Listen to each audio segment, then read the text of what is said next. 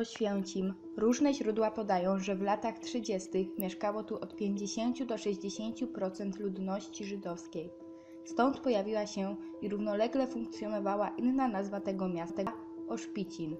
Żydzi i Polacy żyli obok siebie. Wznoszone były zarówno kościoły katolickie, jak i synagogi.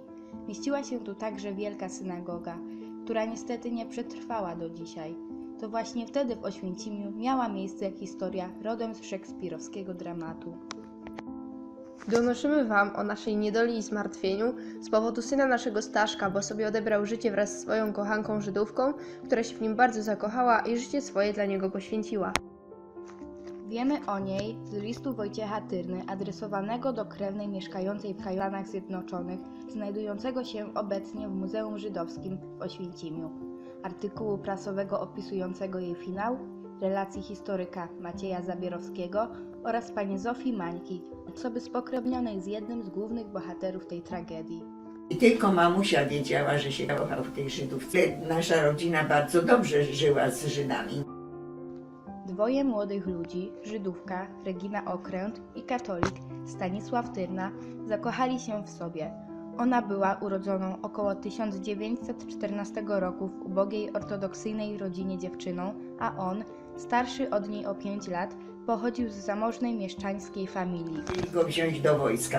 Przeszkodą na drodze do ich szczęścia była więc nie tylko wyznawana religia i nierówny status społeczny, ale również nieuchronnie zbliżające się rozstanie, gdzie mieszkał Stanisław, Na ulicy Polnej, a Regina. na Stolarskiej. Domy znajdowały się po dwóch stronach rzeki Soły. Rodzina Stanisława nie chciała zgodzić się na ich związek, gdyż katolicy nie uznawali małżeństw z ubogimi wyznawcami innej religii. Natomiast krewni Reginy, jako Żydzi ortodoksyjni, nie tolerowali zawierania związków z innowiercami. Dlatego młodzi musieli ukrywać swoją znajomość. To było nad Sołą w krzakach. Oba leżeli koło Soły, oba mieli strzelane do głowy. Rankiem 30 lipca 1931 roku Stanisław wraz z Reginą znaleźli się nad brzegiem rzeki Soły. Młodzieniec miał broń. Pożyczył od brata swojego, starszego, który akurat z wojska był na przepustce i miał pistolet. Okrętówna, zgodnie z zawartą wcześniej między zakochanymi dramatyczną umową, została zastrzelona przez młodzieńca.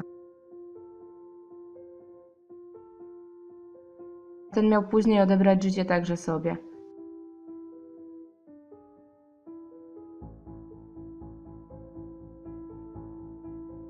Jednak strzał nie spowodował natychmiastowej jego śmierci. Stanisław żył jeszcze 8 dni. Najprawdopodobniej do podjęcia tak tragicznej w skutkach decyzji skłoniła ich niemożność wspólnego życia. Jaka ogromna miłość była, że woli zginąć niż go utracić. Nie mamy żadnego śladu tak naprawdę po Reginie, poza tym listem i tym artykułem prasowym. Postrzeloną parę znalazł wysłany przez zaniepokojoną matkę Stanisława Karol, jeden z kolegów Polaka. Tyrna trafił do szpitala w Białej, gdzie po 8 dniach zmarł, a ciało Reginy wraz z ziemią przesiąkniętą krwią zabrała jej rodzina i pochowała tego samego dnia na cmentarzu żydowskim w Oświęcimiu. Podejrzewamy, że Regina została pochowana na cmentarzu żydowskim tutaj w Oświęcimiu, na ulicy Dąbrowskiego. Nie zachował się żaden nagrobek.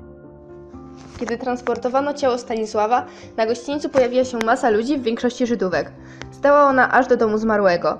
Tłum był tak liczny, iż niektóre osoby, jak opisał Wojciech Tyrna, wchodziły na drzewa. Tragedia poruszyła mieszkańców Oświęcimia do tego stopnia, że w momencie pochówku chłopaka na cmentarz Serafitek przyszło około 2000 Żydów i katolików. Stanisława pogrzebano na jego skraju, bez krzyża, jako samobójcę 8 sierpnia 1931 roku. Historia Reginy Okręt i Stanisława Tyrny jest pełna tajemnic. Do dziś, mimo że od śmierci młodych minęło 87 lat, cieszy się zainteresowaniem odwiedzających muzeum i synagogę. Tu znajduje się list Wojciecha Tyrny, ojca Stanisława.